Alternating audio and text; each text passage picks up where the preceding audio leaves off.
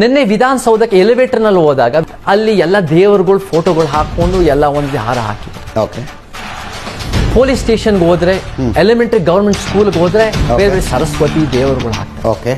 ನಿಮ್ಮ ಮನೆಗಳಲ್ಲಿ ನೀವು ಖಂಡಿತ ನೀವು ಪೂಜೆ ಮಾಡಕ್ಕಾಗಿದೆ. ಇಲ್ಲಿ ಯಾಕೆ ಸರ್ಕಾರಿ ಶಾಲೆಗಳಲ್ಲಿ, ಸರ್ಕಾರಿ ವಿಧಾನಸೌಧದಲ್ಲಿ ಇದೆ, ಅದು ನಾವು ಒಪ್ಪಲ್ಲ. ಸೊ ಇವಾಗ ಇದು ಆರ್ಗ್ಯುಮೆಂಟ್ ಚೆನ್ನಾಗಿ ಹೋಗ್ತಿದೆ.